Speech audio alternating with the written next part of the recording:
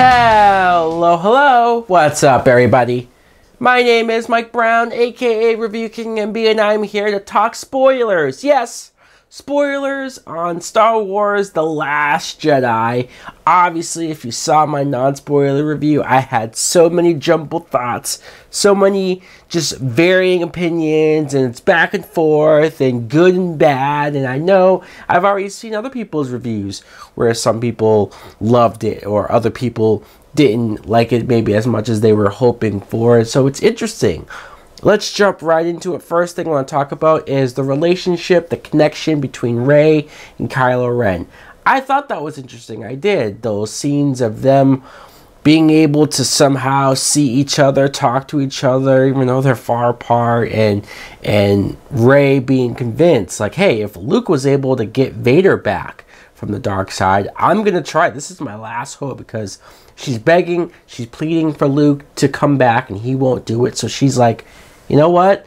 I'm going to take this chance. There was a part of me that thought it was a little dumb for her to just go to the First Order's base and she just put herself out there. But I also appreciated that she had that much faith in Kylo. And the scene where Kylo kills Snoke.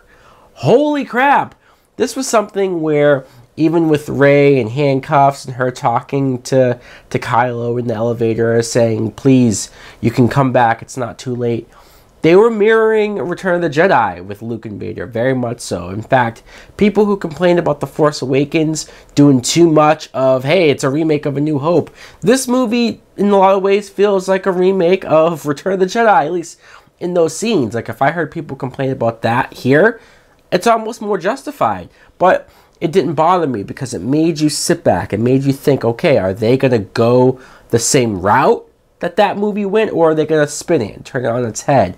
And when Kylo does use the Force and turns the lightsaber on and cuts Snoke in half, it was shocking, it was surprising, because Snoke was, for the first time, becoming an imposing force. For the first time, was looking like this big threat, somebody that we were going to have to deal with in the third movie. But no, he gets killed, taken out by Kylo of all people. And Kylo and Rey, back to back, fighting all those red dudes, whatever their names were. And just, it was awesome. It was awesome to see. And for almost a few minutes, I said to myself, yes, Kylo is on the good side. Ben Solo is back, even though he killed his father, killed Han, and I hated him for it. For a second, I was there. I was with him. And it wasn't until he, of course, says, no, I'm not going to save the rebels.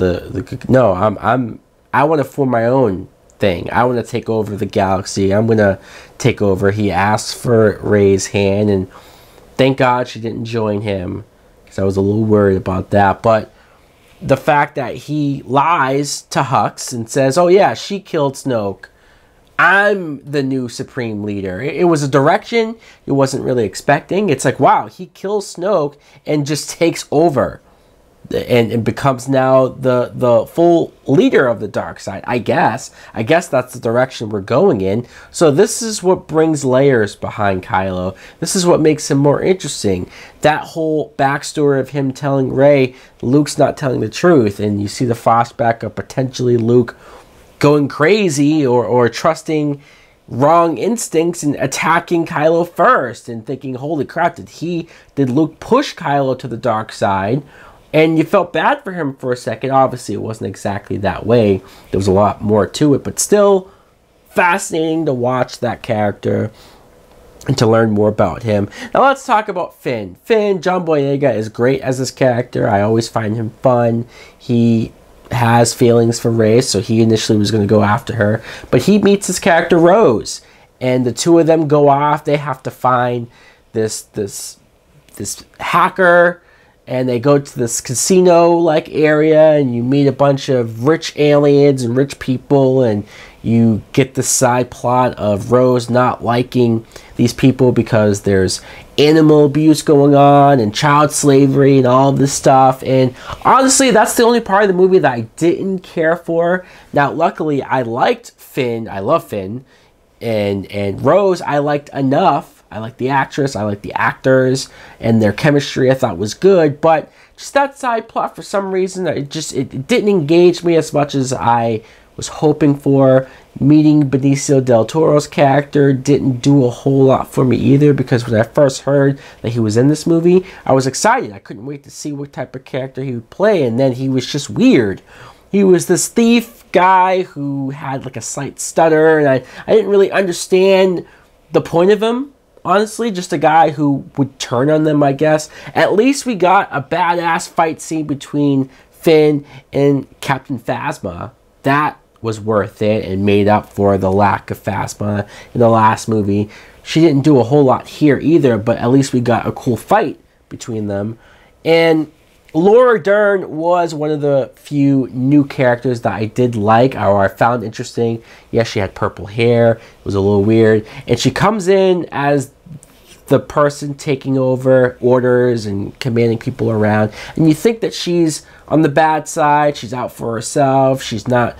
But because Poe Dameron is constantly fighting back and going against her, and you think he's the right one, but come to find out, no, he's not right. She was doing what Leia would want to do, and she even sacrifices herself, so she ends up being a hero. And that's something that, like, rewatching it, you want to appreciate her even more. In fact, I want to get more of her, maybe her backstory, how she knows Leia, their history, all that stuff. Let's talk about Carrie Fisher as Princess Leia, because the scene where it looked like the First Order blew up the ship and she went flying out into space, I thought, holy crap, they killed Leia. Like, maybe they reshot things, re-edited things, shift certain things around to kill her off. The shot of her in space and looking like she was going to die, it was weird to see that. But then she awakens, uses the Force, I can only assume, and it's the first time you really get to see her go all out with the Force, and she gets her back into the ship, and she comes back later on. Like, that was awesome to finally see Leia in full effect. And the Yoda cameo, we have to talk about Yoda showing up as a Force ghost. That was awesome. I really enjoyed just seeing Yoda back and talking to Luke and sort of giving him, not his confidence back, but showing him the way, showing him that we don't need the Jedi and the old text and that religion. It's not working. We do need to move on. It's okay. And he helps him move on. Porgs were something that people talked about, and some people were already sick of seeing them in the commercials, and they thought that we were, Disney was trying to give us new toys. And I was wondering, I didn't know which way I would fall, but the Porgs were great. At least they were good in the roles that they had. They wasn't in the movie too much. They're cute for kids to love and whatnot, but I thought they were fine. And the very end of the movie, I loved Luke Skywalker showing up. I had a feeling that he wasn't really there. And it's interesting that a Jedi can get that powerful to a point where he can manifest himself in a place without really being there. Because first you wonder, like, how the hell did he survive getting shot at like that? And just, he's still there. Kylo comes in and they have the lightsaber battle, but they don't really battle. Luke just avoids him and distracts him for everyone to escape. And when Luke just disappears and Kylo's pissed, he realizes what happened. And Luke is on that mountainside and he looks out to the sunset and he disappears, similar to the way Obi-Wan disappeared in A New Hope. I was sad. I was really sad, because you see Luke go through, like, how low he was and how just negative he was towards the Force and the Jedi, and you wanted that triumphant return, that heroic return that you kind of got, but then if he lets himself die, it's sad. It's sad because we lost Han in the last movie. Leia, Carrie Fisher, isn't going to be, at least as far as we can tell, in the next movie. And then they kill Luke off. Obviously, you can bring him back as a Force ghost, but I wanted one last hurrah. I wanted one last epic battle where he maybe goes up against Kylo physically, and we get to see it. We didn't get to see that. I'm still conflicted on Like, I need to see where the story goes. I need to see what happens next. We're going in a direction that's not obvious, and that's a good thing. That's something where you're like, where do we go from here? So that's why I can still say I enjoyed The Last Jedi. I enjoyed it very much. I didn't love it more than The Force Awakens. To me, The Force Awakens was more enjoyable, tighter, and better. This movie did have great action, like the whole battle where you think the movie's about to end, and then you end up on that planet where the First Order goes after them, and you get even more awesome action, and you're like, holy crap, yeah, 2.5 hours, we're going for it. Let me know in the comments below. Spoiler time here. What was your favorite parts of the movie? What was your least favorite parts? What do you think of Luke possibly dying for good?